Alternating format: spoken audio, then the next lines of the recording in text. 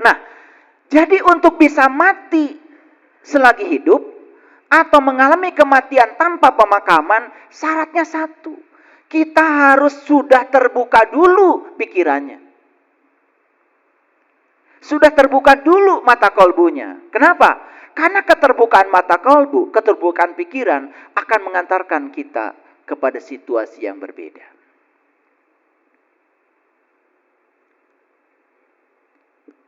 Nah, pertanyaannya mengapa pikiran kita tertutup?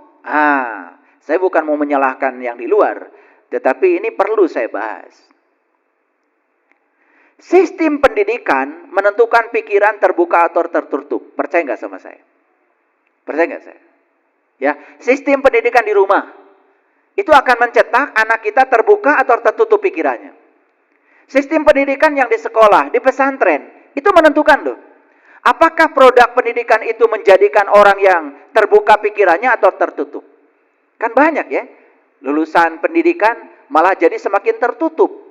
Merasa paling benar sendiri, sulit menerima perbedaan pendapat. Betul nggak?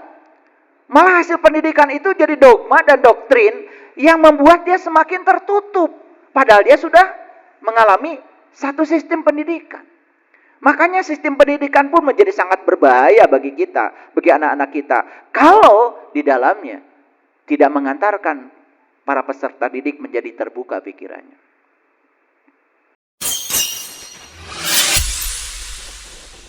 Sesungguhnya awal agama itu adalah makrifatullah, mengenal Allah. Mari kita terus bertekad di setiap hari baru, di setiap napas baru. Tidak boleh lagi ada makhluk lain yang terluka oleh kita. Tidak boleh lagi ada orang-orang yang berkurang kebahagiaannya bertemu dengan kita. Karena tidak pernah ada napas lama. Sebetulnya kalau kita sadar, napas kita tuh setiap saat berganti dengan napas baru. Kalau napas yang sudah keluar itu tidak bisa ditarik lagi. Yang ditarik ke dalam itu selalu kehidupan baru, napas baru. Oleh karena itu sadari bahwa sebetulnya kita oleh semesta itu disuruh untuk menjadi orang baru setiap saat. Disuruh untuk menjadi manusia baru setiap saat. Dengan sudut pandang yang baru, dengan kesadaran yang baru. Ingat bahwa hidup itu bukan soal mendapatkan. Hidup itu bukan soal memperoleh sesuatu. Tapi hidup itu pada hakikatnya adalah soal mengizinkan. Kenapa demikian? Karena sang hidup, sang keberadaan, sang kehadiran tidak pernah terputus dengan kita. Perasaan terputus itu seperti matahari yang tidak menyinari seseorang. Karena dia salah tempat saja. Orang lain sudah keluar dari kamar, dia masih di kamar. Orang lain tinggal di tempat yang tidak berkabut, dia tinggal di tempat yang berkabut. Orang lain tinggal di tempat yang tidak ada penghalang, dia tinggal di tempat yang ada penghalang. Oleh karena itu, maka tugas kita sederhana sebetulnya. Kita disuruh untuk membebaskan semua penghalang itu. Sehingga sinar itu selalu menyinari kita. Nah, ketika sinar itu menyinari kita, maka sang energi kreatif, sang pencipta, sang kehadiran, ya, sang kreator, dan kita ini adalah co-kreatornya, itu akan bekerja sama dengan kita menciptakan realitas. Sesederhana itu sebetulnya hidup. Oleh karena itu, kita bersyukur hari ini kita dipertemukan kembali. Saya selalu mengganti kata kebetulan itu sebetulnya dengan sinkronitas. Jadi tidak ada kebetulan dalam hidup itu, yang ada adalah sinkronitas. Karena saya energi, Bapak Ibu juga energi, dan setiap energi pasti memancarkan frekuensi dan vibrasi.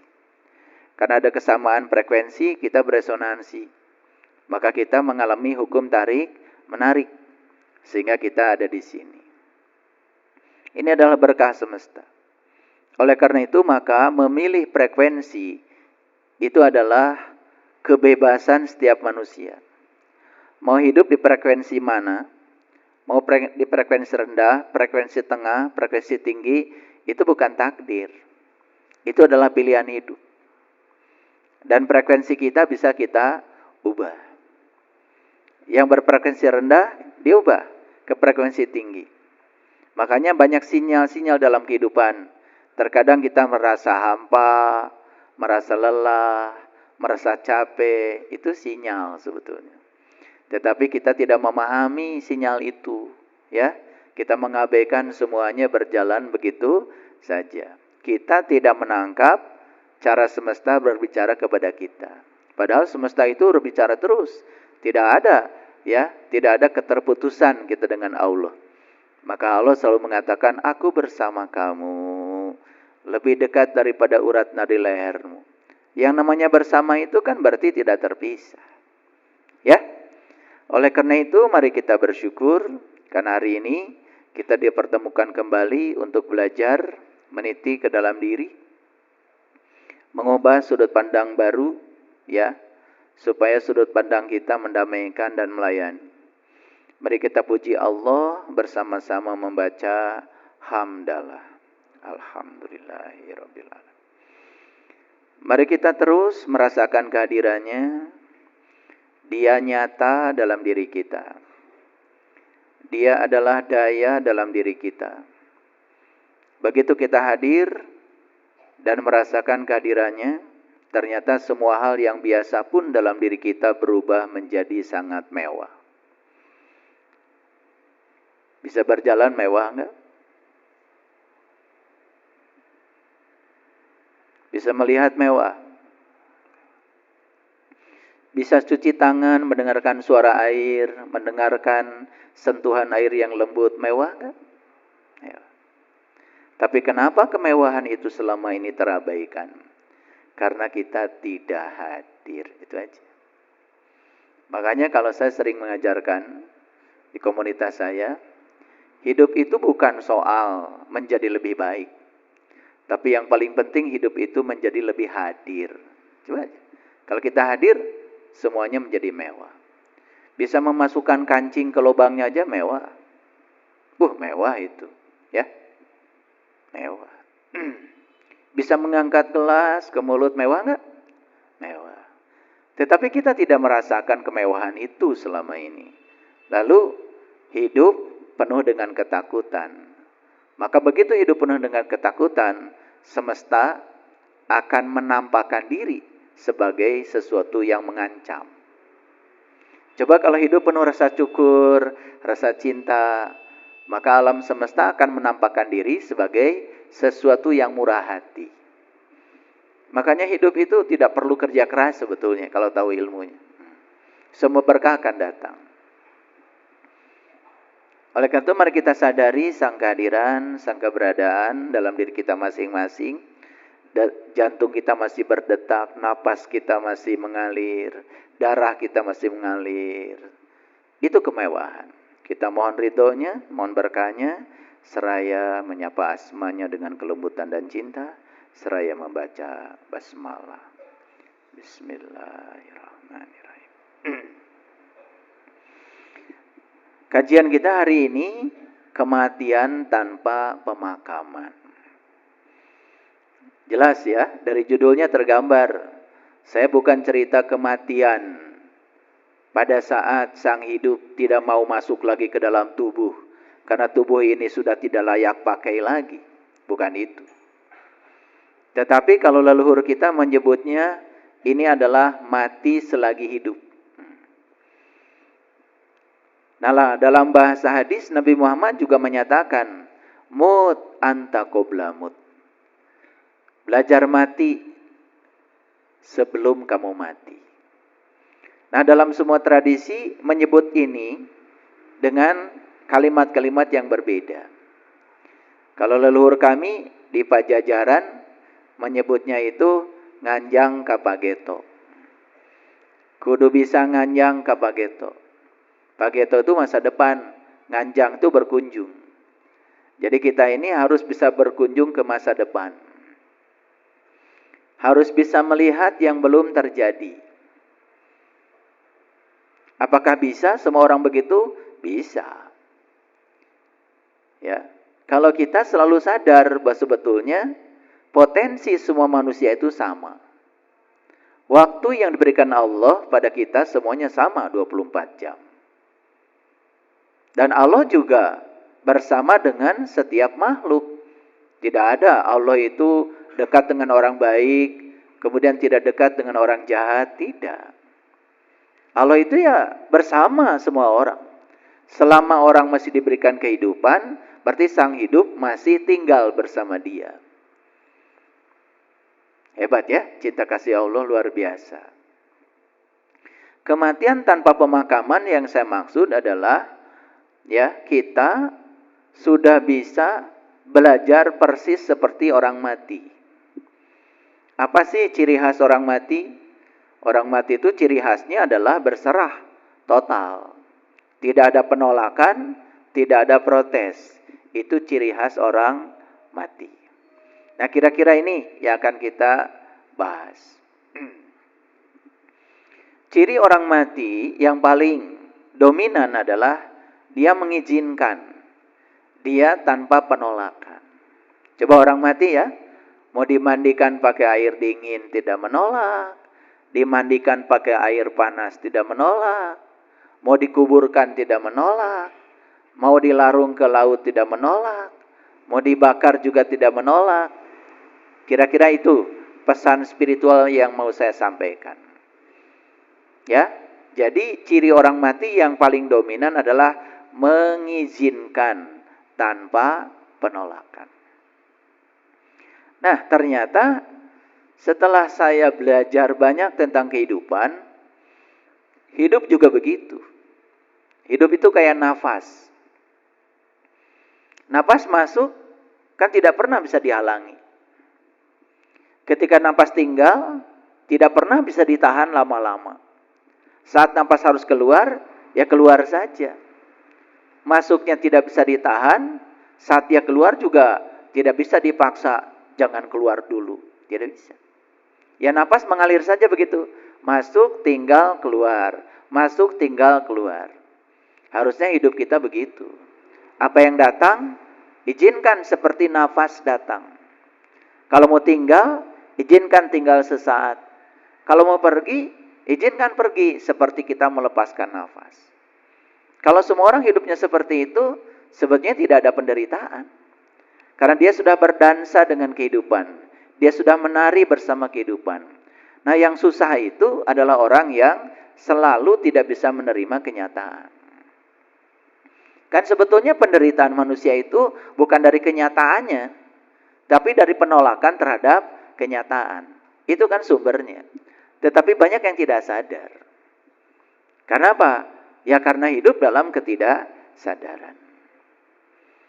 Nah, Allah selalu berulang kali mengatakan bahwa ya, sebetulnya kita diciptakan oleh Allah itu tujuan utamanya adalah untuk menjadi kepanjangan tangan Allah, menyampaikan cinta kasih Allah. Makanya ya, kalimat pertama Al-Quran itu kan Bismillahirrahmanirrahim. Dan hampir semua surat dibuka dengan Bismillahirrahmanirrahim. Apa maknanya? Kan Bismillahirrahmanirrahim itu artinya atas nama Allah yang Maha Pengasih dan Maha Penyayang.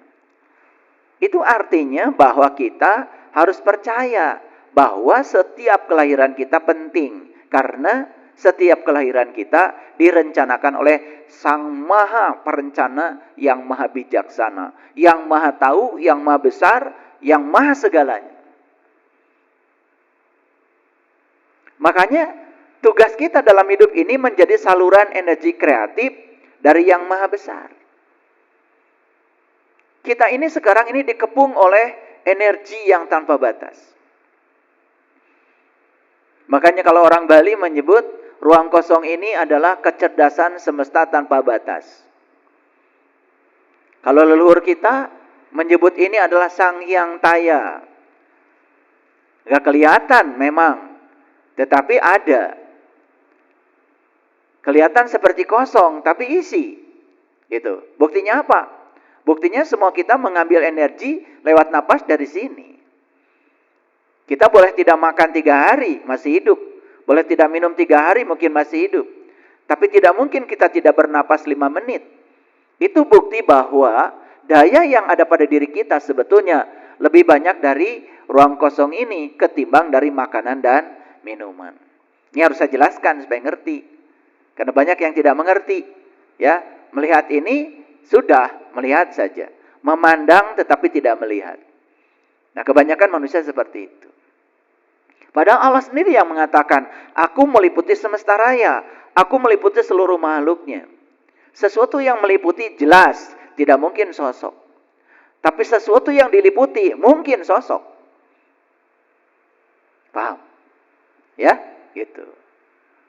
Dia adalah energi tunggal yang meliputi seluruh semesta raya. Yang meliputi seluruh bentuk. Dan ternyata sekarang dunia kuantum sudah membuktikan bahwa yang namanya atom itu 99,99% itu ruang kosong. Sedangkan tubuh kita tersusun dari atom. Jadi sebetulnya tubuh kita ini apa sebetulnya? Sebetulnya tubuh kita ini adalah energi yang terstruktur, yang sedang beraktivasi, yang sedang menari dengan halus, ya, sehingga kita melihatnya bentuk-bentuk. Itu aja. Dan sang kehadiran, sang keberadaan tidak pernah terpisah dari ciptaannya. Berbeda dengan pembuat kursi. Kalau pembuat kursi jelas, ya, terpisah dari kursi. Tetapi Allah sang pencipta tidak pernah terpisah dari ciptaannya. Itulah bedanya Allah dengan pejabat. Kalau pejabat kita itu makin tinggi jabatannya, makin jauh dari yang dikuasainya. Hese yang pangige. Ada birokrasi. Tapi Allah yang maha kuasa, makin tinggi kuasanya, malah makin dekat dengan yang dikuasainya. Itulah bedanya. Makanya saya juga heran ya. Kenapa ada orang yang selalu ingin ketemu pejabat ini, pejabat itu, rasanya kemewahan. Tetapi sedikit sekali yang ingin bertemu dengan sang kehadiran, sang maha pencipta, yang memiliki segalanya, yang mengendalikan semuanya. Itu karena kita sudah tertipu oleh ilusi kehidupan. Nah, ketika kita mengizinkan menjadi saluran energi kreatif dari sang maha besar, biarkan dia menggunakan kita untuk tujuannya. Perhatikan saya, hidup kita mulai berkelimpahan. Jadi tugas kita ini sekarang membiarkan energi penciptaan mengalir tanpa perlawanan. Ini yang saya maksud dengan kematian tanpa pemakaman. Dan selama ini kita ini ya lebih banyak membendung, lebih banyak menghambat ya mengalirnya energi kreatif ke dalam kehidupan kita. Ada orang yang menemukan listrik, ada orang yang menemukan elektron, ada orang yang menemukan fisika kuantum, ada orang yang menemukan hukum gravitasi, ada orang yang menemukan hukum Archimedes, ada yang menemukan hukum Bernoulli sehingga pesawat bisa terbang. Sebetulnya mereka ini sama aja dengan kita, cuma mereka mengizinkan energi kreatif bekerja dalam dirinya. Dia dengarkan intuisi bekerja, dia dengarkan kebenaran dalam dirinya. Ketika dia melakukan risetnya itu karena dia percaya, saya ingin tahu rahasia semesta. Bukan karena ingin validasi eksternal, bukan karena ingin disebut ilmuwan, bukan karena ingin disebut hebat, bukan. Jadi kalau saya membaca orang-orang hebat di semesta ini, rata-rata mereka adalah orang yang mengizinkan energi kreatif bekerja pada dirinya. Sehingga dia menjadi dirinya sendiri, tidak menjadi orang lain. Dan semua orang-orang yang bikin kerusakan di muka bumi ini, sebenarnya orang-orang yang dikendalikan oleh ambisi ego. Yang hidup harus seperti skenario-nya dia. Maka dia hidupnya melawan terus, melawan arus, melawan kehidupan. Yang terjadi apa? Yang terjadi alam semesta menjadi rusak di tangan orang-orang yang semacam ini. Maka saya mengajak kepada kita semua, yuk sekarang, ya, mengalami kematian tanpa pemakaman, artinya apa? Berhenti mengubah dunia. Berhenti mengubah dunia. Tetapi ubah frekuensi kita. Coba sekarang, ibu-ibu, ada yang bawa cermin nggak? Ibu-ibu biasanya bawa cermin. Buat menghaluskan wajahnya supaya kelihatan tetap halus walaupun banyak jerawat gitu. Ada nggak? Coba keluarkan cerminnya. Nggak apa-apa, nggak apa-apa. Ada? Oh, kalau tidak ada pakai kamera. Coba aktifkan kameranya semua. Kita praktek. Aktifkan kameranya semua. Semua saya yakin punya HP ya. Tetapi tetap silent ya. Aktifkan kameranya saja. Aktifkan kameranya semua. Udah nggak laku cermin. Pakai kamera aja. Oke, sudah semua diaktifkan? Yang di rumah juga silakan. Ya, aktifkan kameranya. Sudah? Oke, sekarang arahkan kamera ke wajah Bapak Ibu. Arahkan, jangan ke saya. Nggak penting. Ke arah Bapak Ibu. Oke, perhatikan wajah Bapak Ibu. Perhatikan. Dengarkan kata-kata saya. Ya, wajah Bapak Ibu yang ada di kamera itu hanya cerminan. Ingat ya. Itu hanya bayangan. Ingat ya. Ya, diri kita yang sebenarnya yang dicerminkan. Oke? Wajah kita yang sebenarnya ini nih. Coba pegang wajahnya, pegang. Ah, bisa dipegang kan? Yang di kamera bisa dipegang nggak? Nggak bisa. Itu beda sekali kan? Beda sekali. Ini berarti nyata, yang itu hayal sebetulnya. Oke? Nah, dengarkan kata-kata saya. Semua realitas kehidupan kita sebenarnya cerminan dari yang ada di dalam diri kita. Jadi kalau digambarkan dengan situasi yang sekarang, realitas kehidupan ini persis seperti gambar wajah Bapak Ibu yang ada di kamera. Ya. Nah, Bapak Ibu yang sebenarnya adalah yang bukan di kamera. Jelas ya? Oke, sekarang lihat lagi wajahnya. Ya, nggak apa-apa, pesek juga. Lihat aja. Nggak apa-apa. Nah, sekarang coba senyum. Senyum. Nggak usah ke saya, senyum ke kamera aja. Nggak penting, senyum ke saya. Coba senyum. Yang manis dong senyumnya. Oke. Ikut senyum nggak yang di dalam? Ikut. Coba manyun. Ikut aja manyun. Ikut nggak manyun yang di dalam? Ikut ya. Coba melotot. Ikut nggak yang di dalam? Oke. Udah. Pelajarannya apa? Ternyata bayangan itu selalu mengikuti yang aslinya. Ulangi ya. Bayangan selalu mengikuti yang aslinya. Jadi kalau bayangannya ingin senyum, berarti aslinya harus senyum. Kalau bayangannya tadi manyun, berarti aslinya manyun dulu dong. Betul nggak? Bayangannya melotot, berarti aslinya melotot. Oke, pertanyaan saya sederhana. Bapak Ibu ingin nggak di luar kita ini senyum? Mau? Oke.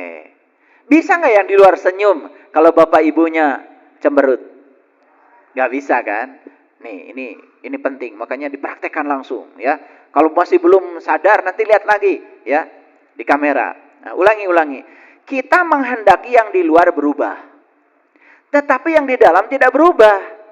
Coba, itu keinginan yang mustahil atau bukan? Mustahil kan? Nah, sedangkan Allah sendiri mengatakan bahwa apa yang terjadi di luar dirimu itu bayanganmu. Dan Tuhan mengatakan innamad dunya laibun walahun. Dunia ini bayangan. Nah, kalau ada bayangan, berarti ada yang dibayangkan dong. Betul nggak? Nah, yang dibayangkan oleh dunia itu apa? Lihat saya semuanya. Semua tentang kita, tentang pikiran kita, tentang perasaan kita, tentang keyakinan kita, tentang program yang ada di alam bawah sadar kita, itu semua akan tercermin sebagai realitas. Nah, sementara kita selama ini mencoba mengubah dunia, mencoba mengubah keluar, harapan yang di luar berubah, tetapi sedikit sekali orang yang mengubah dirinya ke dalam. Padahal yang di luar tidak akan tersenyum. Kalau yang tadi ya betul, bayangan tidak akan tersenyum kalau aslinya nggak tersenyum. Setuju tadi ya? Betul nggak tadi? Ada nggak? Kalian senyum, kemudian bayangannya tiba-tiba marah. Ada nggak? Oh nggak ada kan? Nggak ada. Oke. Sederhana kan? Sederhana. Ya. Ini kadang-kadang terpaksa harus dibuat animasi, harus praktek seperti ini. Ya, karena kalau nggak gini, nggak ngerti-ngerti gitu. Karena ini kuliah, ini adalah kuliah sains. Saya menggunakan pendekatan saintifik supaya tidak ada penolakan nih di otak kita. Oh, ternyata tidak mungkin yang di luar berubah kalau yang di dalam tidak berubah. Setuju ya? Setuju ya? Oke. Nah, Bapak Ibu lelah kan? Karena terus mengubah keluar. Betul nggak? Ingin pasangan senyum, kamunya sendiri nggak senyum. Betul nggak? Ingin pasangan mencintai, kamu sendiri tidak mengungkapkan cinta. Kan berlawanan. Terus menuntut cinta pada orang lain. Apalagi menuntut cinta pada orang yang tidak punya cinta. Sama saja menuntut uang dari orang yang tidak punya uang. Nih saya kasih tahu ya pengumuman. Ya. Pasanganmu itu belum tentu punya cinta loh saat ini. Tapi kamu tuntut supaya dia mencintai. Aneh kan? Dia itu tidak punya cinta. Dipasangkan dengan kamu bukan harus dituntut mencintai. Dia itu hanya perlu dicintai. Dia itu sebenarnya kekurangan cinta. Oleh kita dituntut ke pengadilan harus mencintai. Ini yang salah yang menuntut. Coba ya, sekarang ungkapkan aja cinta. Percaya deh, hukum alam menyatakan ketika kau mengungkapkan cinta, maka semesta akan mencintai kamu. Nah, yang dimaksud oleh saya, ya, kematian tanpa pemakaman itu mulai sekarang berhenti mengubah dunia. Mulai mengubah diri kita ke dalam. Apa yang harus diubah? Ubah frekuensi. Karena frekuensi bukan takdir, frekuensi adalah pilihan. Sekali lagi, pilihan. Mau berpikir positif, mau berpikir negatif, ya kan? Mau membenci orang, mau memaafkan orang, itu pilihan, bukan takdir. Semua kuasa sudah diberikan Allah kepada kita masing-masing. Aneh ya?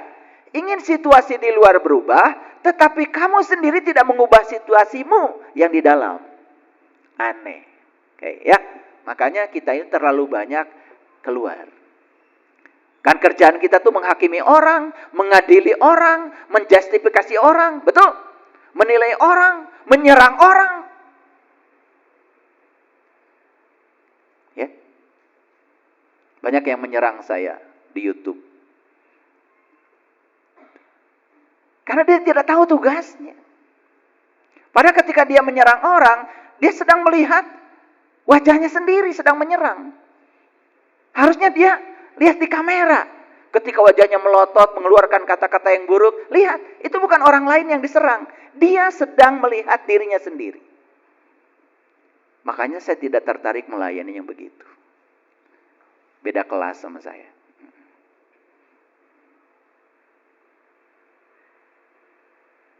Paham ya? Jadi sudah mengerti. Ini masih judul. Berhenti bertanya tentang apa yang akan terjadi. Stop Bapak Ibu. Jangan bertanya, besok apa yang akan terjadi pada saya? Nanti apa yang akan terjadi pada saya? Lusa apa yang akan terjadi? Stop. Matikan itu. Mulai sekarang, bertanyalah, saat ini saya sedang memancarkan frekuensi apa? Itu pertanyaan. Daripada kita memikirkan, besok saya akan mengalami apa, lusa saya akan seperti apa, capek. Tidak akan ada jawabannya. Tetapi yang paling penting sekarang, sadari di sini, saat ini sekarang, saya sekarang sedang memancarkan frekuensi apa. Itu aja. Kenapa? Besok lusa, itu akan ditarik oleh frekuensi yang kita pancarkan sekarang, saat ini.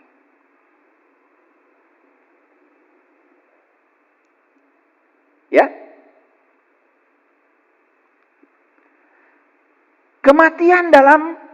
Kematian yang saya maksud di sini, ya, kematian tanpa pemakaman, berhenti keras berlari. Karena semakin kita keras berlari mengejar yang namanya ambisi ego, maka akan menimbulkan kekosongan yang dalam pada diri kita.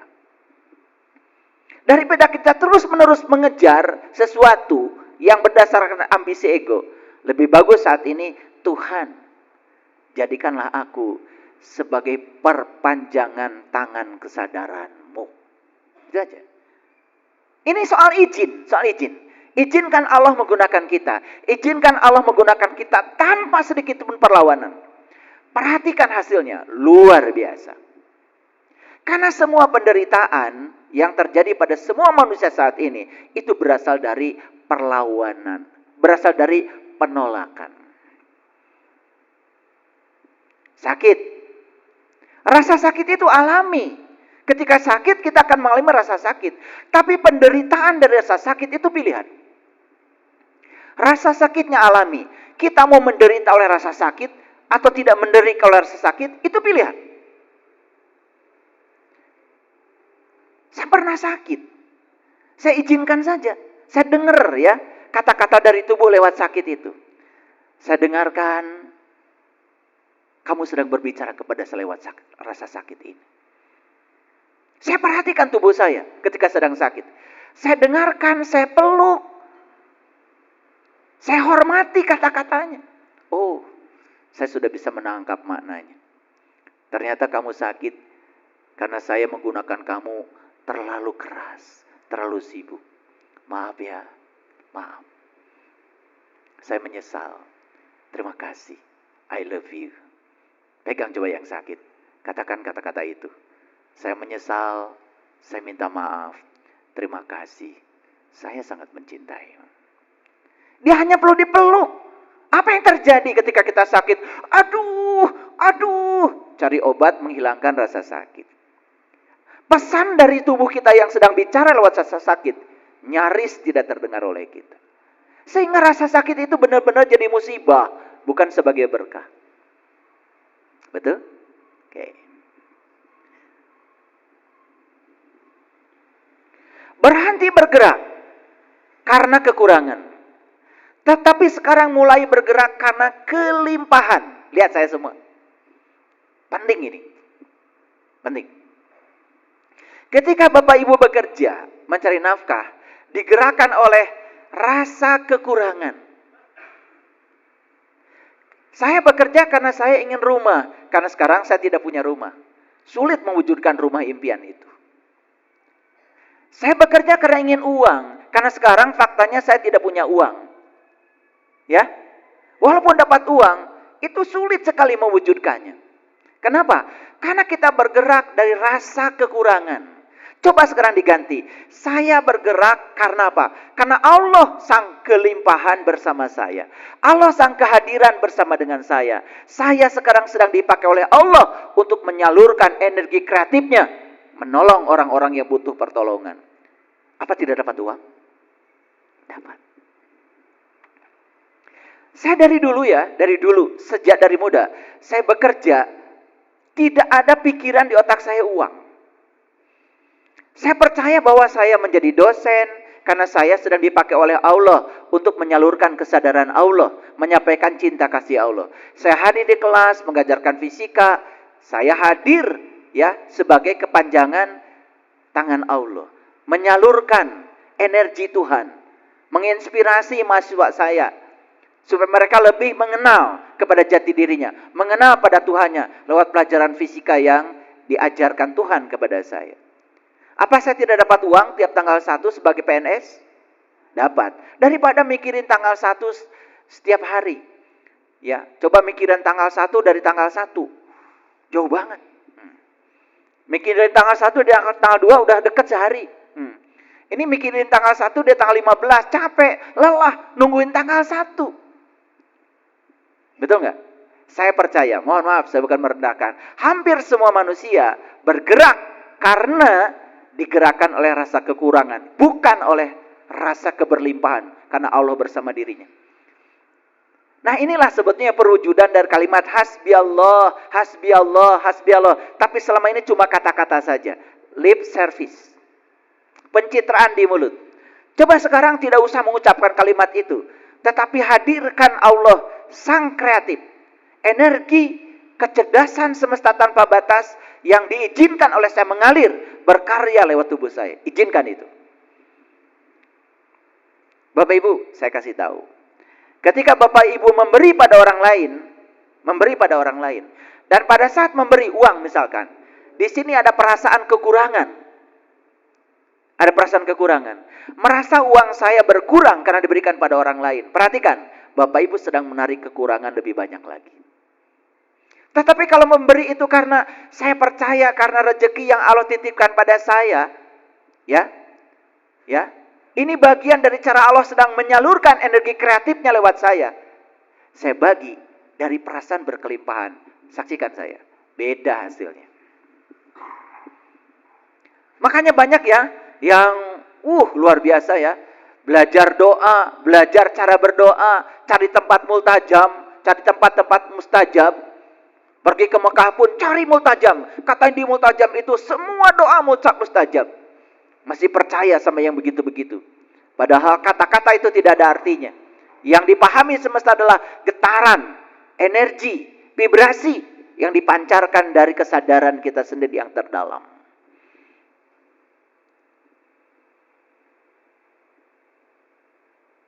Berhenti dari sekarang mengejar untuk menjadi sesuatu. Tetapi kita menyadari bahwa kita sudah membawa yang tak ternilai, yaitu sang kehadiran.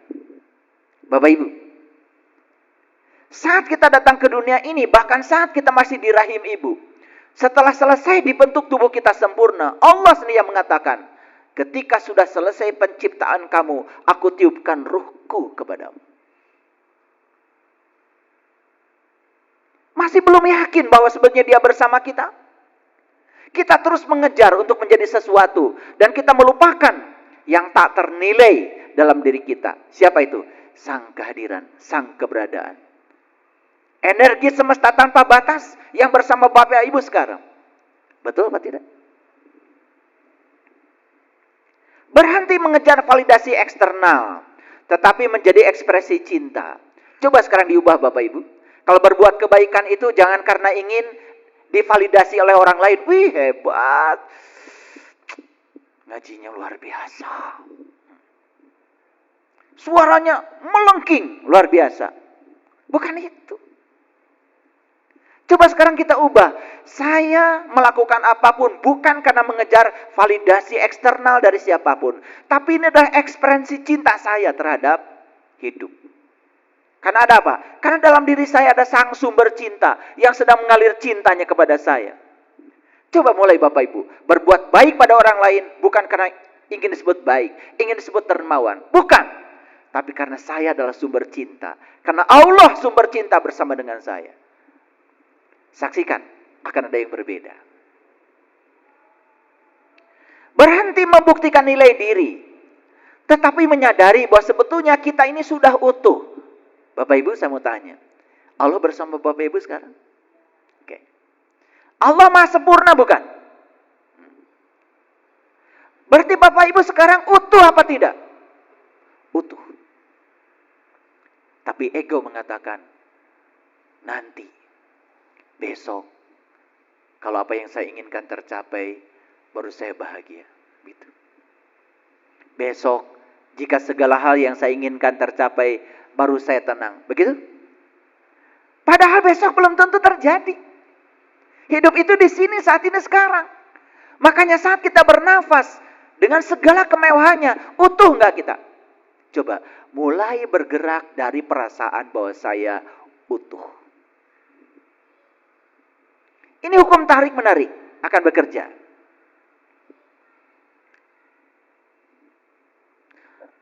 Mulai sekarang berhenti mengejar garis finish. Tetapi memperkaya setiap perjalanan.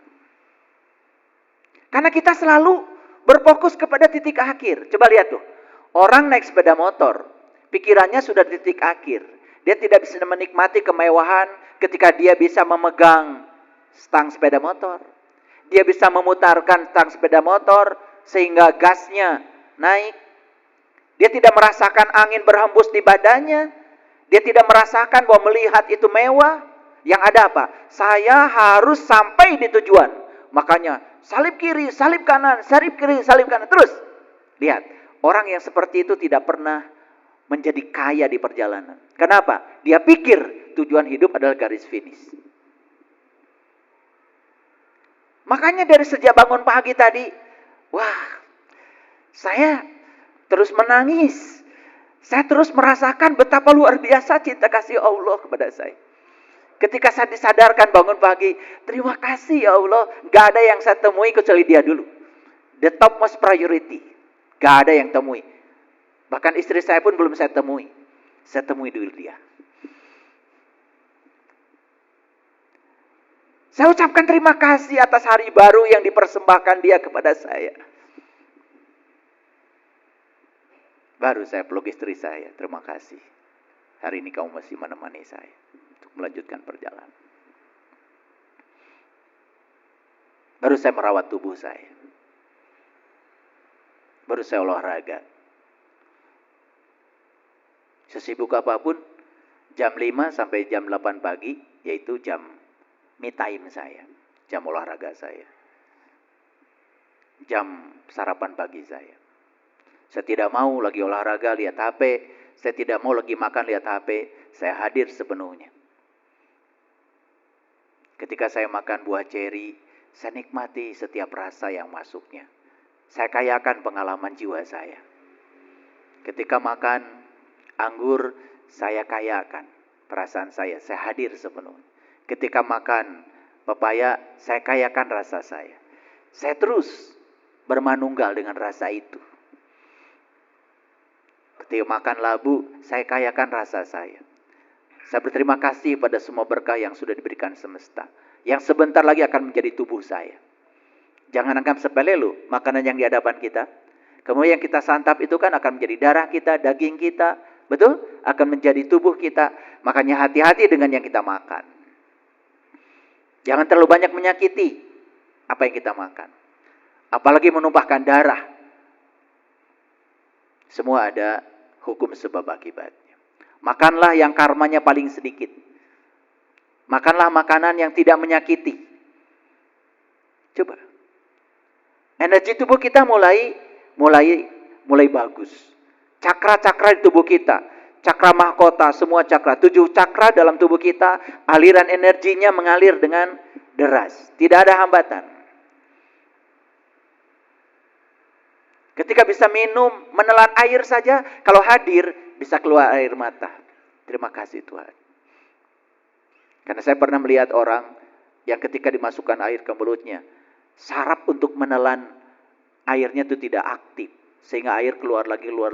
Dan 3 hari setelah itu dia meninggal. Dan kemewahan ini nyaris oleh kita tidak diperhatikan. Kenapa? Karena kita tidak hadir. Karena kita menyangka bahwa hidup itu harus mencapai sesuatu. Harus mencapai garis finish. Sukses itu harus memiliki apa? Itulah ego. Sehingga kita tidak menikmati setiap perjalanan. Tidak mengayakan diri kita dengan setiap perjalanan. Bapak Ibu sekarang sedang mendengarkan kajian saya mewah? Bisa mendengarkan suara saya mewah? Saya bisa bicara mewah? Subhanallah. Sudah hadir saya di sini saat ini sekarang sepenuhnya. Ya. Saya sering menyaksikan orang makan di restoran mewah. Ya, dia sambil pegang HP, ya, sibuk makan, lihat HP makan. Saya yakin dia tidak menikmati makanan. Hasilnya cuma kenyang aja perutnya. Atau bisa jadi perutnya nggak kenyang-kenyang. Makanya perutnya jadi gede. Terus aja dimasukin makanan gitu ya. Bahkan setiap rasa yang masuk nyaris tidak dinikmati. Padahal Bapak Ibu, ketika napas sudah lepas, apapun yang dijejalkan ke mulut ini, makanan semewah apapun yang dijejalkan ke mulut ini, nyaris tidak bisa dinikmati lagi. Ribuan rasa yang bisa dinikmati itu karena kehadiran Sang Ilahi. Karena napas masih bersama dengan kita. Kita bisa membedakan asin tidak asin. Kita bisa membedakan gurih tidak gurih. Dari mana itu semua? Bukankah karena Sang kehadiran? Coba rasakan. Mau nyetir mobil, duduk dulu yang tenang. Ya, syukuri punya tangan.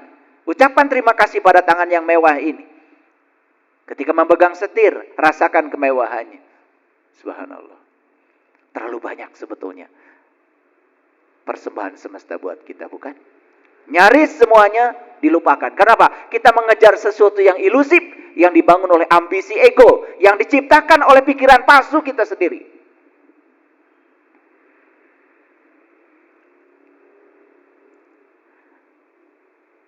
Sudah saatnya kita menghentikan, membendung aliran energi, membendung aliran energi. Perhatikan saya semua. Tuhan sekarang Sang Maha Hadir yang tidak pernah meninggalkan kita, sedang menunggu Dia untuk diizinkan energi kreatifnya mengalir dalam diri kita. Tapi kenapa tidak mengalir pada diri kita? Karena ada dua yang membendung dalam diri kita. Satu ketakutan, yang kedua keraguan. Coba koreksi. Apa yang menyebabkan kita bergerak ke sini? Apakah ada ketakutan? Kita berdagang karena takut gagal. Kita berbisnis karena takut tidak makan. Kita bekerja karena takut kekurangan. Semua digerakkan oleh ketakutan. Kita sedang membendung sang energi kreatif pengalir dalam diri kita. Makanya hasilnya apa? Gitu-gitu aja, tidak ada yang berubah. Sudah ada ketakutan ditambah yang kedua, keraguan. Tidak percaya. Sekarang Bapak Ibu, stop ya ketakutan, stop keraguan. Ganti dengan apa? Kepercayaan. Ganti dengan kehadiran. Tuhan, saya percaya. Di balik semua keinginan ego yang sempit ini, ada keinginanmu yang jauh lebih besar. Ada kebijaksanaanmu yang jauh lebih hebat daripada sekedar keinginan-keinginan saya. Makanya saya tidak akan menolak apapun yang terjadi. Karena di balik semua yang terjadi, saya percaya Engkau sedang bekerja yang terbaik buat aku. Maaf jika aku menilai baik buruk, benar salah, karena kesempitan sudut pandangku. Tapi mulai sekarang, aku bebaskan segala dualitas. Aku terima apapun yang terjadi sebagai ritme semesta, aliran energi semesta. Karena di balik semuanya, pasti ada rencanamu yang jauh lebih hebat daripada keinginan-keinginan egoku. Coba begitu. Keren. Saya bukan sedang ceramah agama, karena saya bukan ustadz, apalagi kiai. Gak penting bagi saya. Tapi saya sedang berbagi pengalaman, berbagi kesadaran. Kita sudah bosan dengan apa? Dengan teori-teori agama yang kadang-kadang udah dijalankan pun tidak mengubah kesadaran kita. Dengan janji-janji palsu yang terkadang yang menjanjikannya pun masih ragu. Dia percaya karena kita aja yang percaya. Betul?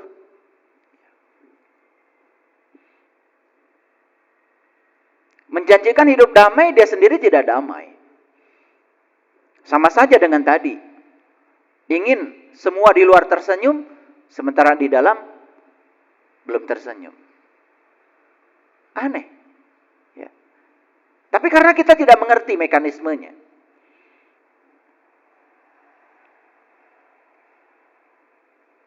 Jadi sekarang tugas kita apa?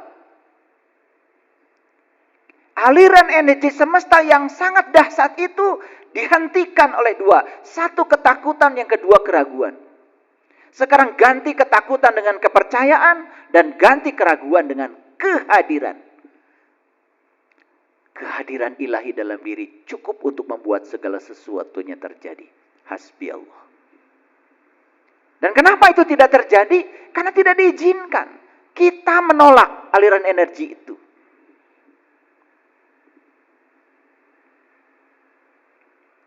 Mulai sekarang berhenti melihat dunia sebagai ancaman.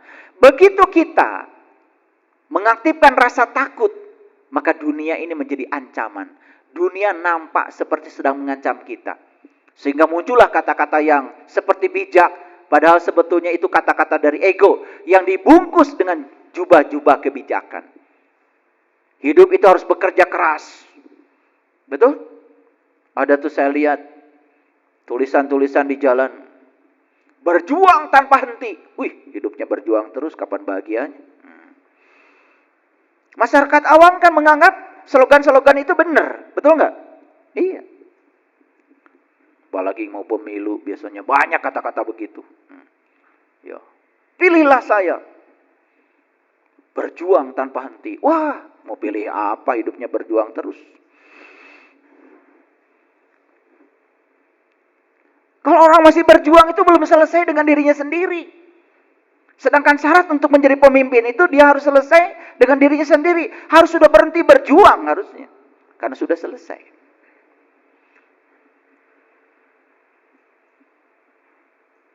Sekarang pandang Bapak Ibu. Dunia bukan sebagai ancaman bagi saya. Tapi dunia adalah sang murah hati yang siap untuk menyalurkan semua berkahnya pada saya.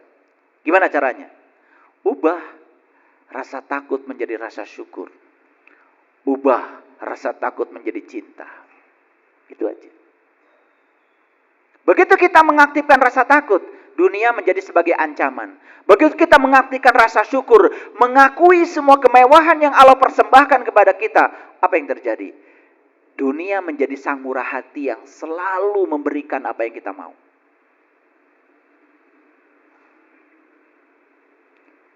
Sekali lagi saya ingin mengatakan, apa yang saya sampaikan ini adalah pengalaman pribadi saya. Bahwa apa yang saya sampaikan cocok dengan teori-teori yang berkembang di dunia psikologi, dunia meditasi. Ya Alhamdulillah. Tetapi saya tidak pernah menyampaikan sesuatu yang apa kata orang. Tapi saya menyampaikan sesuatu yang apa kata saya dan sudah terbukti sebagai sebuah pengalaman. Sekali lagi saya ingin menyampaikan bahwa orang beriman itu tidak boleh menyampaikan sesuatu yang dia sendiri tidak mengalaminya, tidak membuktikannya. Kaburo maktan, semesta tidak ridho ketika kita membicarakan sesuatu yang hanya teori-teori bodong, yang membohongi umat, sementara kita belum membuktikannya.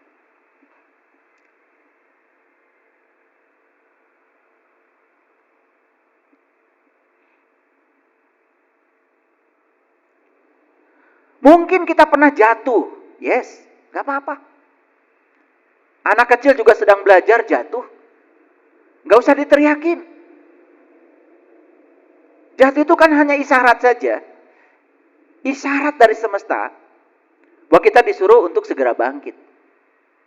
Mungkin Bapak Ibu pernah kehilangan sesuatu. Yes. Gak apa-apa. Saya kasih tahu ya. Di dunia ini tidak ada yang benar-benar hilang. Karena semua berdasarkan hukum kekekalan energi. Yang ada cuma berubah bentuk. Bapak Ibu bayar listrik tiap bulan. Mungkin menganggap listrik hilang. Tidak. Listrik sudah berubah bentuk jadi cahaya. Betul? Sudah berubah bentuk jadi nasi matang. The rice cooker. Betul nggak?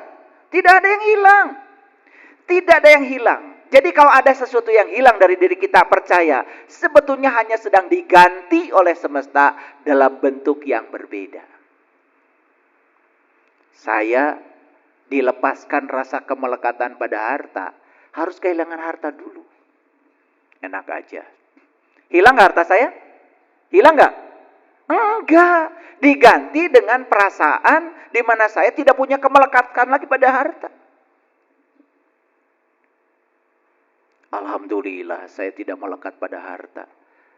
Pernah punya harta kamu? Gak pernah? Wah, masih meragukan. Betul gak? Jangan-jangan ketika punya sedikit aja, udah langsung ini milik saya, ini punya saya, hasil saya. Makanya jangan ngomong lah kalau belum mengalami. Ya. Jadi untuk bisa melepaskan harta itu harus pernah punya harta dulu. Gak punya apa-apa, ya iya, saya gak melekat pada apa-apa. Punya apa? Gak punya apa-apa. Untuk melekatkannya juga gak ada. Sama saya dengan orang bicara, alhamdulillah saya gak pernah korupsi. Sebentar, kerja di mana? Gak kerja Pak. Atau kerja, tapi coba-coba, posisimu apa? Kan gitu. Oh saya guru Pak. Ya guru apa yang mau dikorupsi? Kapur gak seberapa. Betul gak? Iya, kursi masa diangkatin ke rumah? Nanti juga kelihatan siswa tidak bisa duduk. Betul nggak? Iya. Tapi kalau pernah mengelola uang miliaran, triliunan, dan dia jujur, transparan, boleh dia mengatakan saya tidak pernah korupsi. Mental korupnya sudah tidak ada. Tapi kalau belum pernah menjabat di situ, bilang tidak pernah korupsi, jangan-jangan mental korupsinya lebih gawat daripada yang sudah pernah menjabat. Paham maksud saya? Makanya jangan ngasalah kalau ngomong semua harus pakai bukti. Apalagi kalau banyak yang konsultasi sama saya. Alhamdulillah Pak, saya tidak melekat pada harta. Gaduh naon Ibu? Aduh, abdi mah teu gaduh naon. Nya tuh.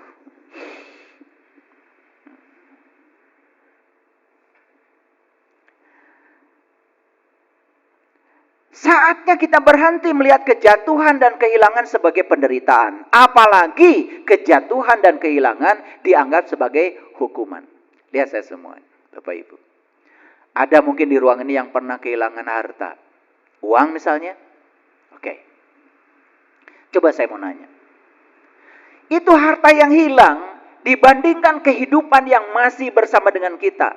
Ada bandingannya enggak? Enggak ada. Saya juga pernah. 3M, 4M, pernah saya.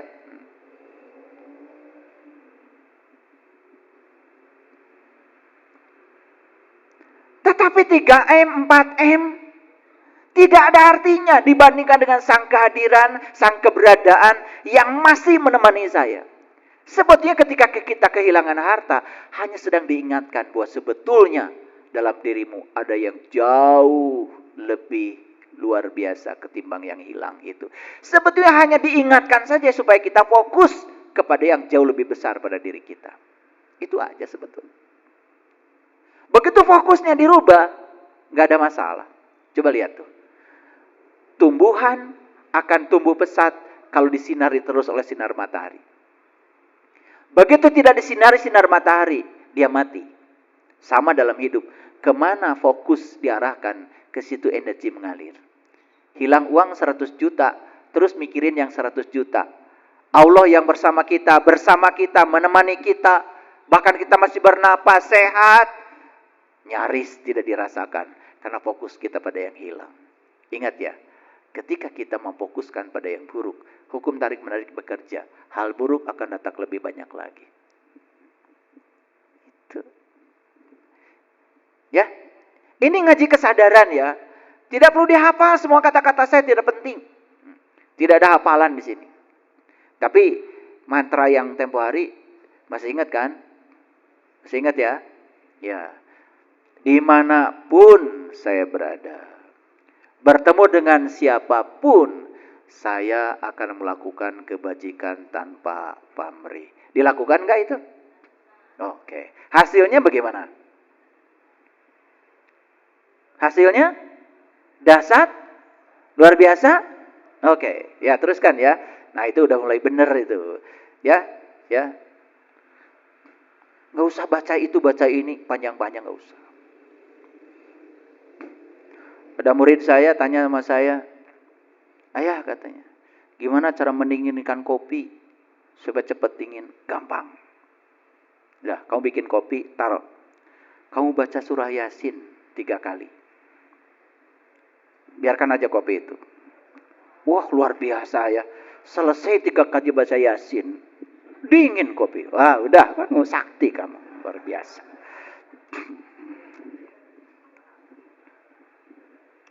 Pelajaran dari saya itu sederhana. Masuk akal nggak Bapak Ibu? Iya. Dingin nggak kopinya? Dingin. Luar biasa. Ya. Berhenti mengejar dan mengendalikan Tuhan. Tetapi mengizinkan Tuhan untuk menjadikan kita penyalur kasih sayang. Yuk sekarang. Berhenti mengejar Tuhan. Karena Tuhan itu tidak perlu dikejar. Saya sering bilang, pencarian adalah pelarian ke tempat yang sebetulnya tidak pernah kita tinggalkan. Dia ada kok bersama kita. Dia inti kehidupan kita. Kita hanya disuruh untuk berpaling ke dalam diri kita. Itu saja. Makanya ada orang, lagi apa? Saya lagi mengejar Tuhan. Seolah-olah Tuhan tuh berada di tempat yang jauh, harus dikejar-kejar. Udah gitu, dicoba dikendalikan dengan doa-doa yang mengatur Tuhan. Betul? Padahal dia itu hanya ingin diizinkan saja. Kata Tuhan, kamu aku ciptakan untuk menjadi kepanjangan tanganku, menyalurkan energi kreatifku, menyalurkan energi kesadaranku. Itu aja. Izinkan kamu dipakai oleh aku, kata Tuhan, untuk menjadi penyalur itu. Selesai. Udah, berkah akan datang. Berhenti mengejar dunia luar, tetapi membuka diri pada dimensi terdalam dari keberadaan kita sendiri. Itu yang disebut dengan kematian tanpa pemakaman. Sudah mengerti sekarang judulnya? Oke. Jadi, mati dulu baru berjumpa dengan Tuhan. Tetapi selama ini menganggap kematian itu seolah-olah kematian yang sebenarnya. Padahal di Quran jelas dikatakan, barang siapa yang tidak bertemu di sini, maka tidak akan bertemu di sana. Ayatnya begitu. Barang siapa yang tidak bisa bertemu hari ini, tidak akan bertemu dia besok. Ayatnya begitu. Nanti kita baca ayatnya ya. Oke. Jadi, apa yang harus kita matikan? Sudah jelas dari kajian-kajian tadi. Berhenti mengendalikan Tuhan.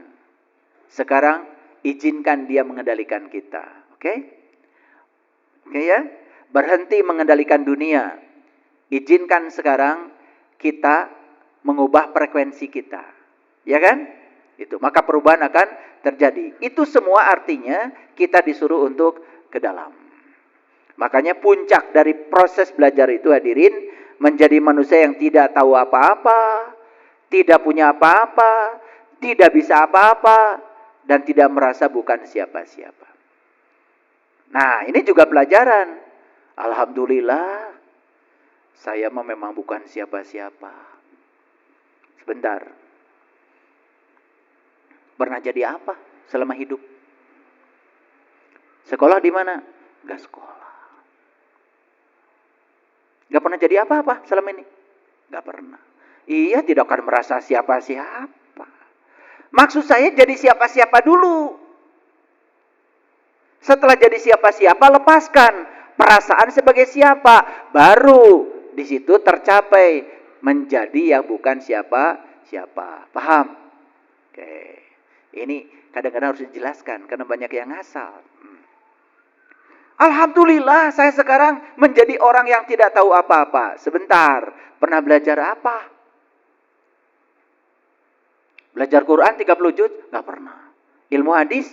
Gak pernah. Mesantren? Gak pernah. Matematika? Apalagi? Sieun. Belajar sains? Komo, hese. Gitu. Alhamdulillah saya mah tidak tahu apa-apa. Atuh. Betul gak? Belum pernah belajar apa-apa, ya memang kamu tidak tahu apa-apa. Tidak usah belajar untuk tidak tahu apa-apa. Memang kamu gak tahu apa-apa. Tahu apa-apa dulu, baru belajar, merasa tidak tahu apa-apa. Paham maksud saya? Paham? Oke. Nulung kanu butuh, nalang kanu susah. Itu kan artinya sebelum nulung kanu butuh, harus dibutuhkan dulu. Paham? Nulung kanu butuh berarti harus dibutuhkan dulu. Paham ya? Nah, tahu nggak gimana caranya kita dibutuhkan? Gampang. Jadi insinyur kan dibutuhkan tuh. Ada orang bikin rumah minta gambar. Jadi dokter kan dibutuhkan tuh. Ada yang sakit dicari tuh. Cari Pak Dokter, Bu Dokter, konsultasi tentang sakitnya. Betul? Gitu. Ada orang kesulitan hukum, jadi sarjana hukum dulu, kan dibutuhkan. Jadi pengacara ngasih konsultasi hukum. Jadi nulung kanu butuh, kata leluhur kita, menolong orang yang butuh, kamu harus dibutuhkan dulu. Dan tidak mungkin kamu bisa menolong orang yang butuh, kamu gak dibutuhkan, bukan siapa-siapa. Paham maksud saya? Nalang kanu susah artinya apa? Menolong orang yang susah harus apa dulu? Ya kaya dulu. Kira aku pak ciwit-ciwit jeung nu susah. Betul nggak? Nyangan kanu poekeun. Harus apa dulu? Nah gitu. Diulang-ulang kata-kata saya. Oh pokoknya saya mau nulung kanu butuh keh heula. Ari maneh geus jadi naon? Ngeri. Jangan ngasal lah pokoknya kalau ngomong itu, ya. Nyaangan kanu poekeun berarti harus caang dulu. Ngahudangkeun kanu sare berarti harus hudang heula maneh. Napa kanu poho berarti kalian harus eling dulu. Ini mau mengingatkan tentang Tuhan. Dia sendiri tidak tahu dan kenal kepada Tuhan. Hanya nyebut-nyebut nama Tuhan. Menjelaskan sifat Tuhan. Dikiranya penjelasan tentang Tuhan dianggap Tuhan. Bahaya. Penjelasan tentang air bukan air. Ya? Iya. Air mata eta nu dileut. Ada buku tentang air. Rahasia air. Awas, itu bukan air. Penjelasan tentang air tidak sama dengan air. Penjelasan tentang Tuhan tidak sama dengan Tuhan. Itu hanya persepsi aja dari yang menjelaskan. Hati-hati. Makanya belajar Tuhan harus dari Tuhannya sendiri. Jangan dari penjelasan tentang Dia. Kan banyak yang menjelaskan Tuhan. Betul nggak? Iya.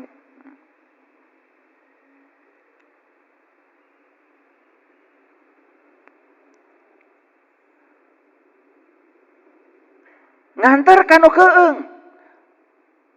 Membebaskan orang yang ketakutan. Harus apa dulu?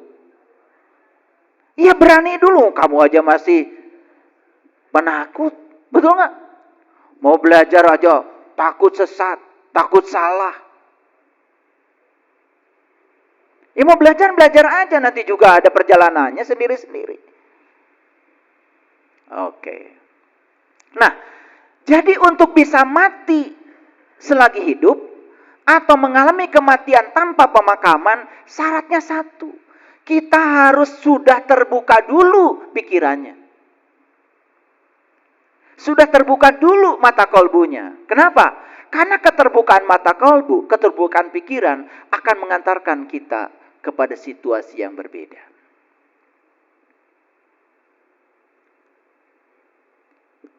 Nah, pertanyaannya mengapa pikiran kita tertutup?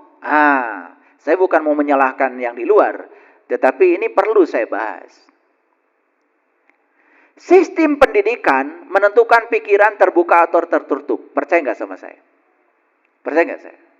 Ya, sistem pendidikan di rumah itu akan mencetak anak kita terbuka atau tertutup pikirannya. Sistem pendidikan yang di sekolah, di pesantren, itu menentukan loh. Apakah produk pendidikan itu menjadikan orang yang terbuka pikirannya atau tertutup? Kan banyak ya, lulusan pendidikan malah jadi semakin tertutup. Merasa paling benar sendiri, sulit menerima perbedaan pendapat. Betul nggak? Malah hasil pendidikan itu jadi dogma dan doktrin yang membuat dia semakin tertutup. Padahal dia sudah mengalami satu sistem pendidikan. Makanya sistem pendidikan pun menjadi sangat berbahaya bagi kita, bagi anak-anak kita. Kalau di dalamnya tidak mengantarkan para peserta didik menjadi terbuka pikirannya. Bapak Ibu kan mungkin juga pernah sekolah. Betul nggak? Coba. Setelah sekolah, belajar mata kuliah A, mata kuliah B, mata kuliah C. Saya mau nanya, semakin terbuka atau semakin tertutup? Kalau semakin terbuka, semakin cerdas cara berpikirnya. Nah, itu berarti sistem pendidikan berhasil. Tapi kalau merasa paling benar sendiri, tertutup pada pandangan orang lain, wah, itu sudah gagal tuh sistem pendidikan.